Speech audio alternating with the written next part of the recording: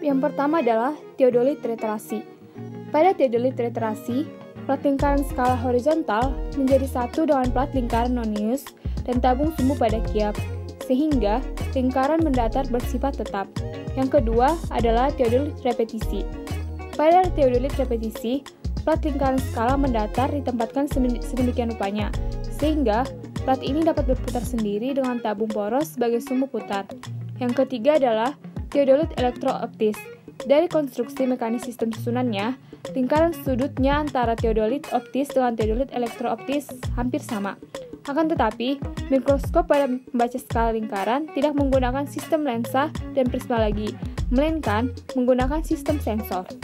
Nah, setelah membahas mengenai macam-macam dari teodolit, berikut adalah bagian-bagian dari teodolit. Yang pertama adalah pengarah kasar. Nah, pengarah kasar ini berfungsi untuk membantu pembidik, yaitu membantu mengarahkan teropong ke target secara kasar. Yang kedua adalah klem pengunci vertikal. Nah, fungsinya ini untuk mengunci teropong agar tidak dapat digerakkan secara vertikal. Selanjutnya, pada nomor 3 dapat dilihat penggerak halus vertikal. Fungsinya ini untuk menggerakkan teropong secara vertikal ke arah rambu ukur atau objek secara halus. Yang keempat, tempat baterai. Tempat baterai ini berfungsi untuk mengisi baterai berjumlah 4 buah dengan jenis baterai A2. Yang kelima adalah klem pengunci lingkaran horizontal. Nah, yang kelima ini berfungsi untuk mengunci badan pesawat agar tidak dapat diputar secara horizontal. Pada angka 6 ada penggerak halus lingkaran horizontal. Nah, penggerak halus lingkaran horizontal ini berfungsi untuk menggerakkan teropong horizontal ke arah rambu ukur objek secara halus. Yang ketujuh ada skrup pengatur nivå. Nah, fungsinya ini untuk mengatur posisi gelembung nivå yang berada pada titik tengah. Di angka 8 ada handle. Handle ini berfungsi untuk pegangan tangan pada alat. Nah, di angka 9 ada pengatur fokus lensa okuler. Yang kita tahu bahwa sebenarnya pengatur fokus lensa okuler ini berfungsi untuk fokus lensa okuler ke objek. Di angka 10 ada nivå tabung. Nivå tabung ini biasanya berfungsi untuk menyetel posisi sumbu kedua pesawat secara horizontal dan dapat diatur dengan 3 skrup penyama rata. Di angka 11 ada display dan papan tombol. Display dan papan tombol ini biasanya digunakan untuk membaca skala lingkaran vertikal dan horizontal. Yang ke-12 ada nivå kotak. Jika nivå tabung berfungsi untuk menyetel posisi sumbu dua pesawat secara horizontal, maka nivå kotak berfungsi untuk menyetel posisi sumbu pertama berada pada posisi vertikal. Selanjutnya, di angka 13 ada plat dasar. Nah, plat dasar ini biasanya berfungsi untuk bertumpunya pesawat teodolit. Yang ke-14 ada lensa verticalizing, yang berfungsi untuk melihat dan memosisikan sumbu pertama yang berimpit dengan titik berdiri pesawat atau titik tertentu di bumi. Dan yang terakhir, di angka 15 ada klem. Klem biasanya digunakan untuk mengatur fokus benang dan untuk memperjelas benang pada lensa, baik benang atas, benang tengah, maupun benang bawah. Tahap pertama, dapatkan sepetak tanah tingkat dengan pandangan yang bagus di antara lahan lainnya yang akan diukur. Tahap kedua, panjangkan kaki tripod hingga teodolit akan berada pada tingkat yang nyaman untuk Anda gunakan sejauh mungkin. Kebanyakan tripod teodolit akan memiliki mekanisme yang akan mengunci mereka ketika mereka mencapai pemisah dan sebuah ekstensi maksimum, dan tempelkan ujung kaki ke tanah dengan kuat. Tahap ketiga, paskan 3 skrup pengatur di dasar teodolit sehingga ratanya sama.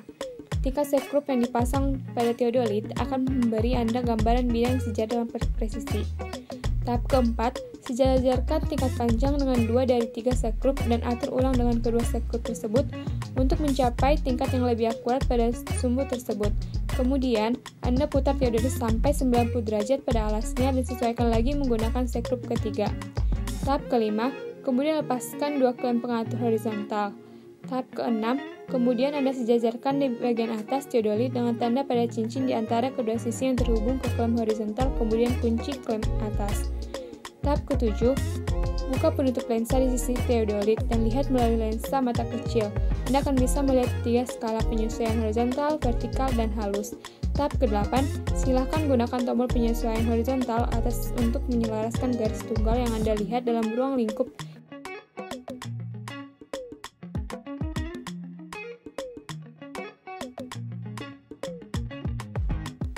Yang pertama adalah kompas analog. Kompas analog adalah kompas yang umum digunakan dalam kehidupan sehari-hari, termasuk oleh para anggota pecinta alam atau seperti anak pramuka. Penggunaan kompas analog secara manual, yaitu dengan menyelaraskan jarus kompas yang terdapat di dalamnya. Kompas analog juga terdiri dari dua jenis, yaitu seperti berikut. Kompas lensa. Kompas lensa merupakan kompas yang dilengkapi dengan lensa bikonkave yang berfungsi untuk mempermudah dalam pembacaannya.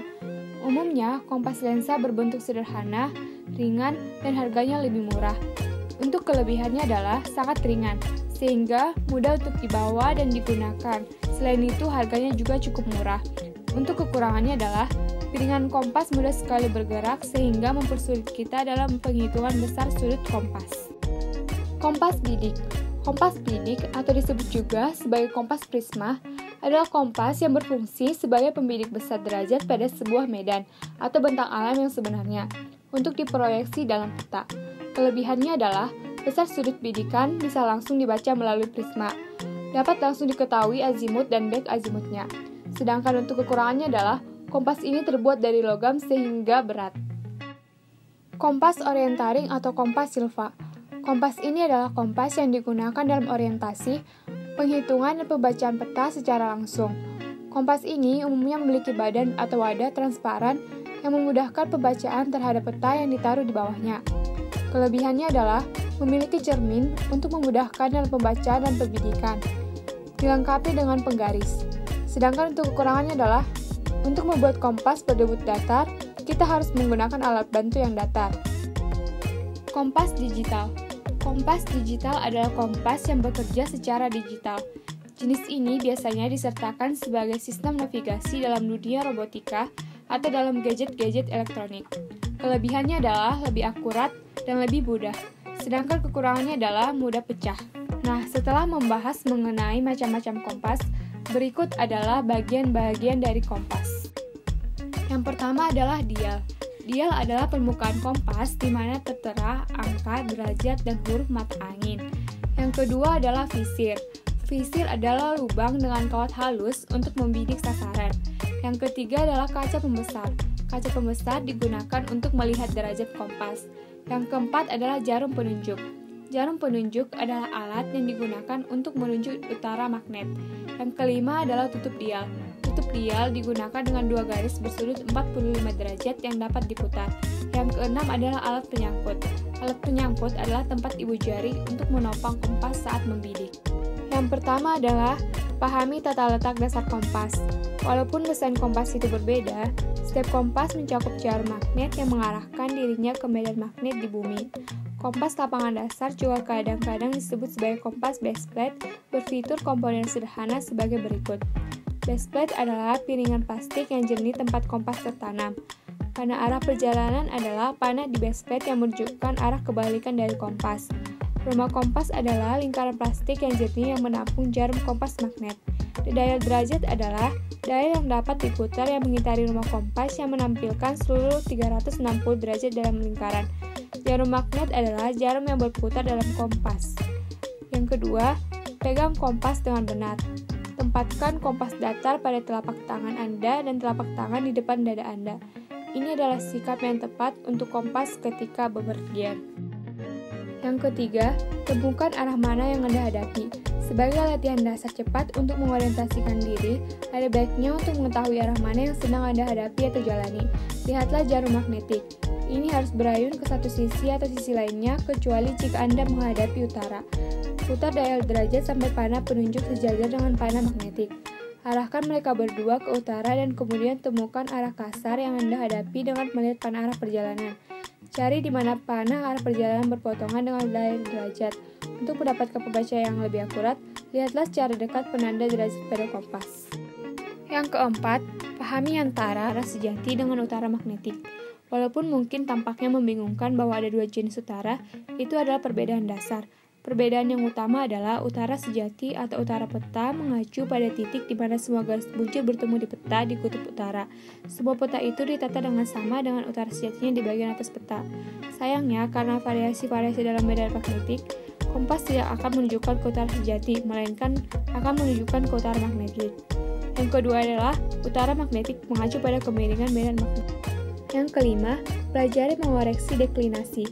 Deklinasi mengacu pada besar perbedaan utara pada peta dengan utara pada kompas di suatu titik tertentu mengingat medan magnet bumi. Agar lebih mudah menggunakan kompas, Anda dapat mengoreksi deklinasi baik dengan menambahkan atau mengurangi deklinasi dari arah Anda dalam satuan derajat tergantung pada apakah Anda mengalami arahnya dari peta atau dari kompas dan apakah Anda berada di daerah dengan deklinasi timur atau deklinasi barat.